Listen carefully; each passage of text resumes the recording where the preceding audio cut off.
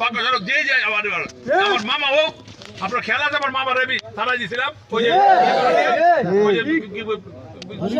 জরিপ নিয়ে দিয়েছিলাম না, আমি কিন্তু ছাড়ি নাই কিন্তু কাউরে। এবার কিন্তু আরো কঠোর হবো, আমি মিন করতেছি কিন্তু এই কথাটাকে। ইনশাআল্লাহ আমার বিএনপি এবার ক্ষমতায় গ্রহণ করবে, ইনশাআল্লাহ সব মেজরিটি জিতা সরকার গঠন করবে। বিএনপি ক্ষমতা আসা মানেই মন্দির হাসান মুন্সি ক্ষমতা আসা, মানে আওয়াল খান ক্ষমতা আসা, কোন ক্ষমতা আসা।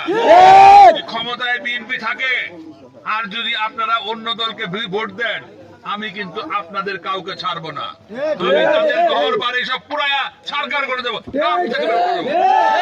আমি কিন্তু কথা খুব পরিষ্কার ভাবে বলতেছি, এটা মনে করেন আমি ভয় দেখাচ্ছি, আমি পরিষ্কার করে বলেছি, কথা আপনি রেকর্ড করে বলে দিতে পারেন, যে ইয়েতে ফেসবুকে ছেড়ে দিতে পারেন, আমার অসুবিধা নাই, আমি এটা মিন করতেছি।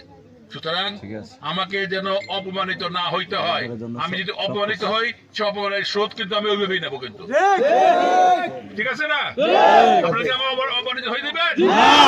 তাহলে সবাই কিন্তু 12ই ফেব্রুয়ারি তারিখে ট্রাক মার্কায় ভোট দিয়া জয়যুক্ত করবেন, মঞ্জুর হাসান মুন্সিকে অপমানের হাত থেকে রক্ষা করবেন, তারেক রহমানকে সরকার গঠনে সহায়তা করবেন, গুণাগার পাঠীদের সহায়তা করবেন। বিসমিল্লাহির রহমানির রহিম।